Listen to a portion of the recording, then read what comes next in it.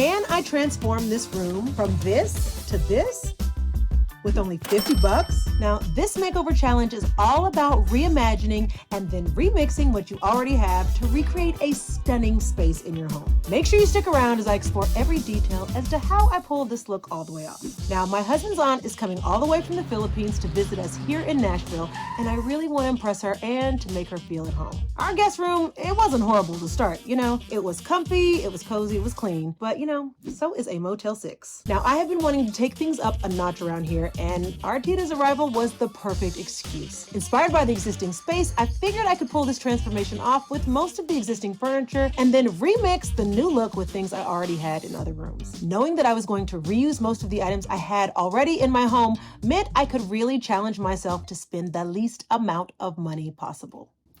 In fact, I asked myself, what amount felt ridiculous, insane, impossible?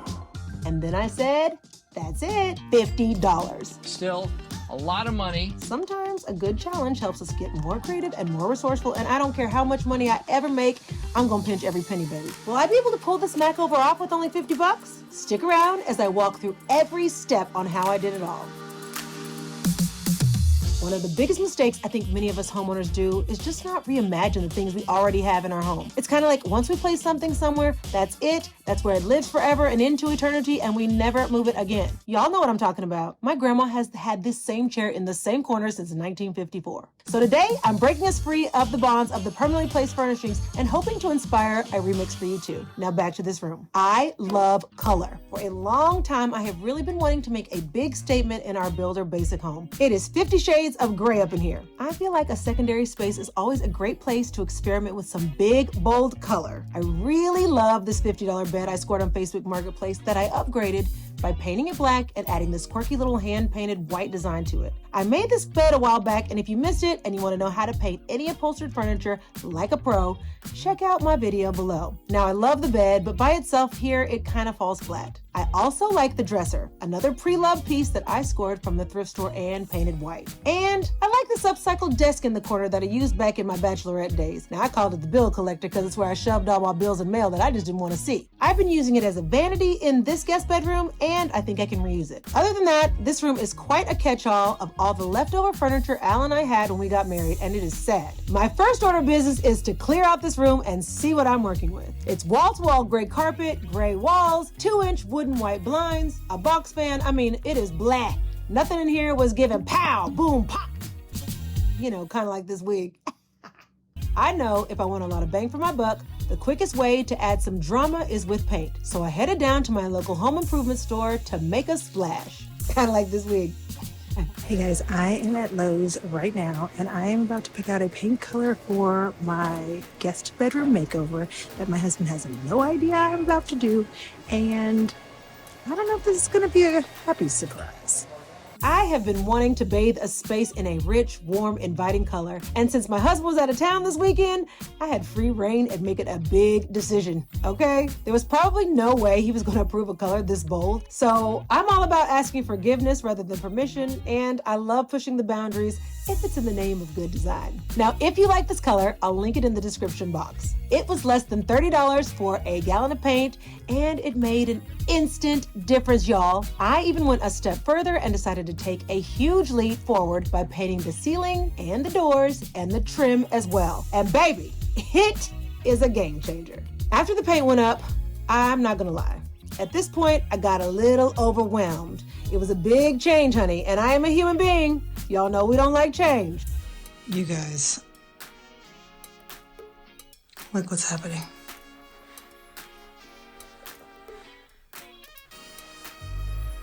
Look what has happened. Oh my gosh. After sleeping on it and then seeing it again during the daylight, I knew I had made the right decision and I was in love. I know that when I pick pictures of spaces I love on Pinterest, they are always drenched in color. And so I said, trust your gut, girl. And I kept pushing on. For those of you at home, I just want to say that day one might be overwhelming, but remember, paint is like a good pair of Spanx. It shapes the silhouette of the room. So if you'll remember, the original window casings were white and I wanted to modernize our builder basic space. I took the leap and I painted all the window casings black, and y'all, I am low-key obsessed with how fire it turned out. Now this is a double pane window with a white grill sandwiched in between the two panels of glass, which means I can't get to the grill to paint it, but I have got a solution for that. I love the look of a black window, but we're not in a position to be replacing all these windows right now. So I painted the casing of the windows black, and now I'm gonna use some electrical tape, and I'm gonna cover up these strips with the electrical tape, honey. And we just gonna pray for the best. I'm using some standard black electrical tape and simply applying it over the strips to mask their original white color. Now, I grabbed a paint scraper and my box cutter, though any smooth edge and a sharp cutting tool will do. I used the smooth edge of my paint scraper to place the electrical tape where I wanted and to hold it in place as I directed the tape downward to cover the grill strip. Then, I used my paint scraper as a guide to cutting a clean, straight, finished edge and to press the full end of the strip of the electrical tape to the window. The electrical tape is a great solution for so many reasons. It's the same width as the grill strips and it doesn't require trimming on either side. It's also removable and it can be repositioned easily if it's not perfectly straight. And lastly, it can mold to different shapes just like this arch fairly effortlessly.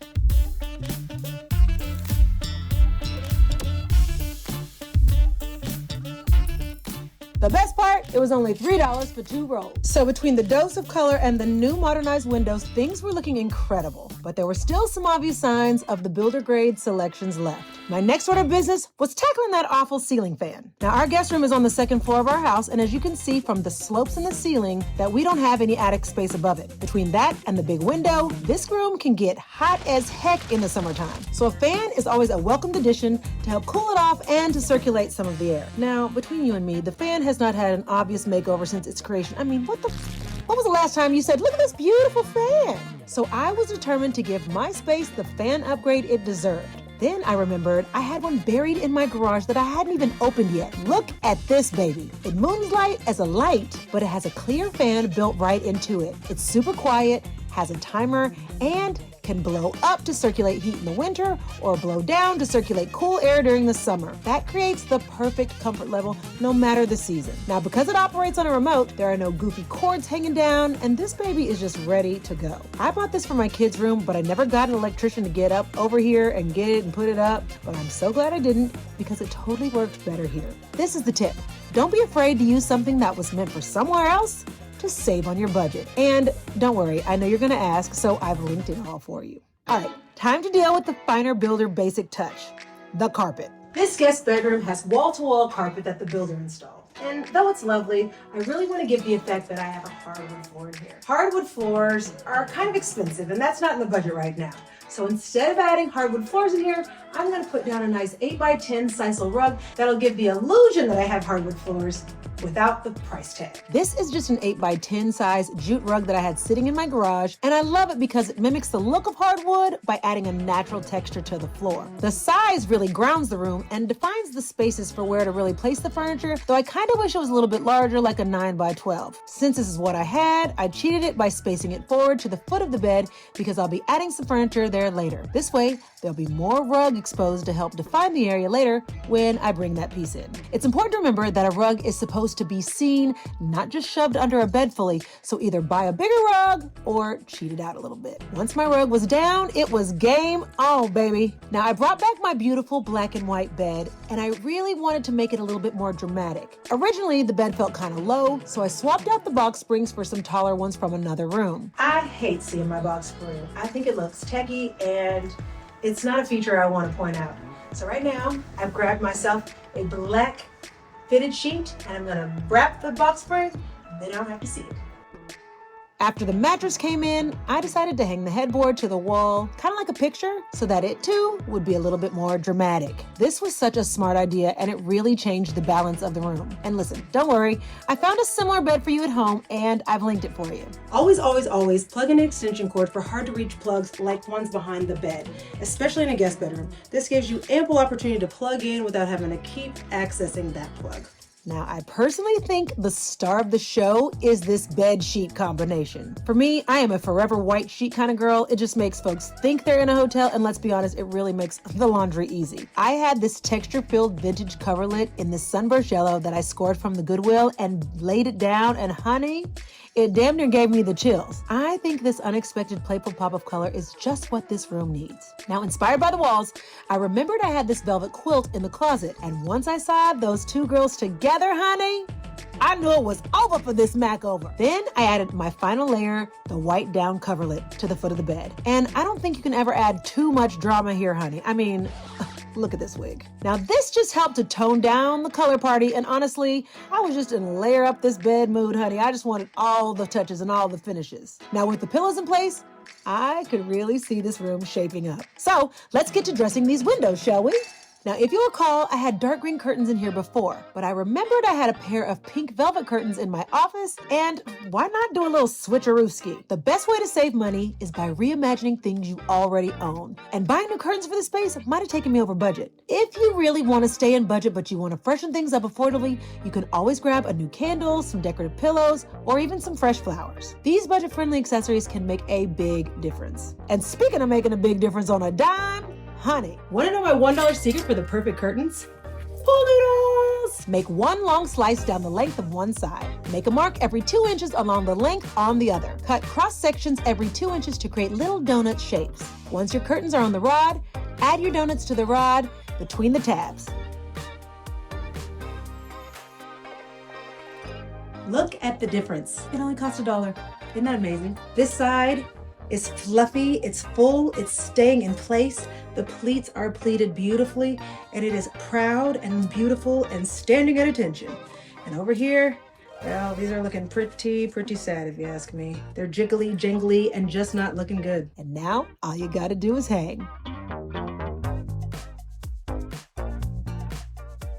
I added these vintage brass curtain tiebacks to the sides to give a cute and feminine touch, which I absolutely love. I have some similar ones linked in the description for you too.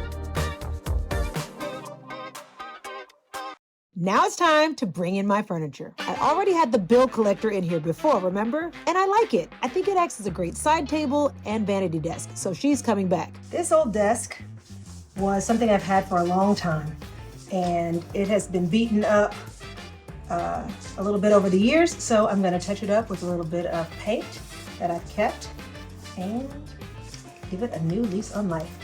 That just saved me a lot of money. And I wanted to balance it, so I remembered I had an old vintage piece that I used as Preston's changing table back in the day. Ha! That fits! Fits perfectly. We got a little extra storage. We've got something that now matches the height of the beds. It's giving all one landscape. My guests can put their things there, use it for chargers, and I didn't spend a dime. Next up was bringing in some much needed light. These hanging plug-in pendants are a great way to add a little extra texture and soft light to the sides of this bed, but they're great for any space. I absolutely love them. I think they're phenomenal. When I bathed this room in this beautiful brick reddish color, I knew that it was going to add a little bit more warmth and make this room a little bit darker. So adding a little extra layer of light next to each side of the bed is a phenomenal way to create some drama. It can be turned on and off with the flick of a switch. I don't even need an electrician. I installed a hook in the ceiling slope and used a black zip tie to create a small loop in each cord to hang each pendant on the hook. I then ran the cords down the wall and used a cord cover to contain it, which I painted in cavern clay to match the walls. Once my lights were up, it was time to bring in some seating at the foot of the bed, and I had positioned the rug in order to provide plenty of room for something cool there later. As I examined it, I realized I might be able to fit a small sofa there, but I was unsure if that would overwhelm the space. There's only one way to find out. Plus, it's free to move your own stuff around. I thrifted this Dupioni silk and down-filled sofa for $50, and it was in perfect condition. Now, if you missed it, go check it out on my socials. I modernized it a bit by removing the skirt, and I just loved it, but it wasn't quite big enough for my living area, so I put it in a spare room where it's just been collecting dust ever since. It's the perfect size for this space, and I think it'll really bring the colors together and add some seating for the guests. I'm gonna freshen her up a bit with a quick vacuum. I love this vacuum because I can swap the attachments, and then I can get into all the really good spots. Plus, it's cordless and rechargeable. If you like this vacuum, it's linked below. Anyway, I absolutely love this sofa and its glam vintage vibe. It was made for this room. I think my guests deserve a full-length mirror to check themselves out, so I brought back in my floor mirror, but I placed it in a new spot. Be sure to fix your floor mirrors and any other heavy furniture to the wall to prevent a very dangerous and scary accident. Now, it's time for the main event, the art. I usually like to lay my art out and figure out which pieces I'm using before I start hanging them. And I like to start with the biggest piece first. Now, I know you see that tag hanging off of that big piece, but y'all, I scored that brand new at the Habitat for Humanity Restore for only $5. When it comes to hanging my gallery art, this is how I do my gallery art. Now, you may do yours a different way. This is how I do it, and I get results, so follow along. I always start with my biggest piece of art first, or the thing that I want to make the most intentional splash with. I love it because it's graphic and long, and it's going to look really great on this wall. Now, this particular piece has D-rings attached to the back, and that's these little rings that kind of go up and down, and they like hook onto the nail when it touches the wall. So I'm gonna hold the D-rings between two fingers and leave them out, and I'm gonna place the picture about where I want it on the wall and make a little indentation on the wall using the D-rings. Watch this. Now, do you see me pressing into the wall with the D-ring? Now, it doesn't have to be straight. This is just the general vicinity of where I want to hang this picture. Now watch this. Then take my picture. I get a piece of painter's tape. See what I'm doing here? I go across the back. Look at that. Okay? See how I've got it on there? See those D-rings underneath? I'm taking a Sharpie, or just take a marker and make a mark at the top of that D-ring. That's where the nail's gonna be, okay? Do it again. The top of the D-ring, you see that? Now I'm gonna take this tape off and go over to the wall. Now I'm back at the wall. Now remember where we made that little indentation with our D-ring earlier? Right in here? I'm back on the wall where I made my little indentation, my little mark in the paint. Nothing major, didn't mess up the wall. Now I know about the area that I want to start, and I'm gonna go right in here. I'm putting it right on the line, and I'm just kind of like eyeballing around the area where it's gonna go, what looks straight. I can use my leveler. Oh yeah, right on the money. Now I know y'all always ask me, how you do that, all that work with them nails? Well, I'm gonna show you. I use my needle nose pliers to hold myself in place, find my dot.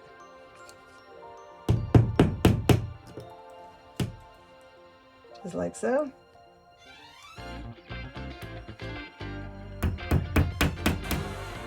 Ta-da, okay. It's giving. You see what's happening here? You see what we're doing? This is how we're doing it. And now, remove the tape. I can still use this tape. Don't throw it out. You never know, especially if you're hanging the same thing over and over again. Get my D-rings ready. You ready? Clickety. Clack. Oh! Don't talk back. Back. This is the test. Oh! Right on the money. One down and a few more to go. I didn't say this is gonna work for everybody. That looks about right. Save it. We might need it again. Okay. I'm feeling for the spot. This is how we do. I'm just gonna use the same holes I used before. Look at here. Look at here. Come on. You see that? You see that?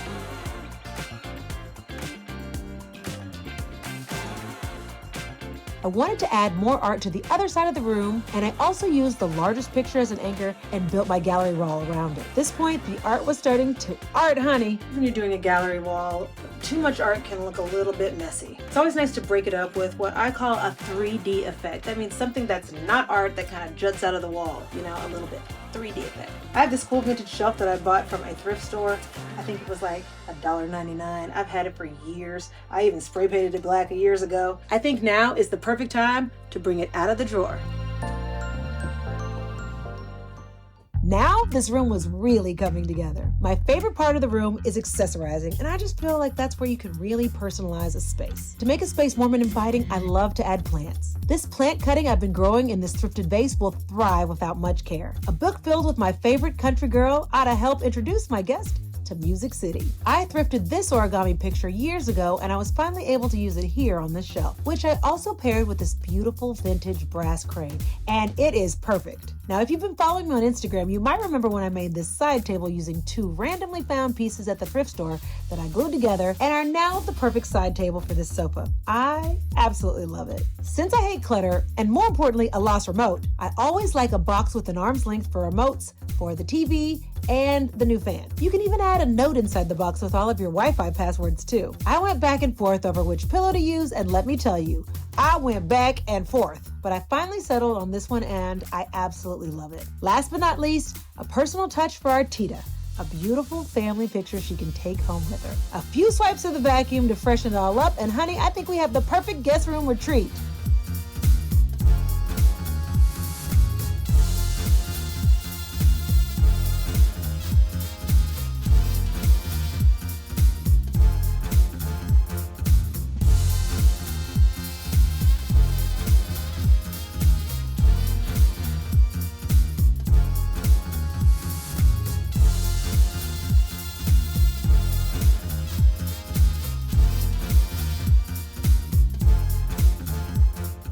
So, I bet you're wondering if I hit my budget, huh? You better bet your bottom dollar I did, honey. I spent a total of $36 on paint, which is the most dramatic change of the entire space. By bathing not only the walls, but also the ceiling trim and the doors, I got so much more bang for my buck. I also used an old gallon of black paint I had left over in the garage to paint the trim on the windows, and I only spent $3 for the electrical tape to transform the grills, which brings my budget to $39. I spent $1 on the pool noodle for my perfectly laid curtains, bringing my budget to $40, and everything else in this room was already in my home, from the furniture, curtains, bedding, rug, even the vintage accessories were already here. By simply reimagining them in this new space, I was able to save so much money. And then I splurged on this $5 art piece that anchors my gallery wall, bringing my grand total to an astonishing $45, baby. I cannot believe that this room was so dramatically transformed for less than $50, and I really hope that it inspires you to look at your own spaces differently too. I am all about being smart with my coins, honey, whether it's shopping secondhand,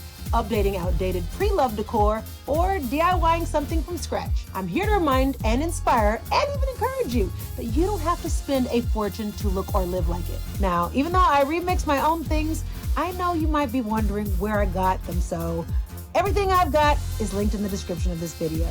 And you can shop the look too. If you enjoyed this transformation, I would love to have you as one of my homies, so please subscribe and turn on your notifications so you don't miss my next one. And remember, if you can't fight it or afford it, just do it yourself. Love y'all.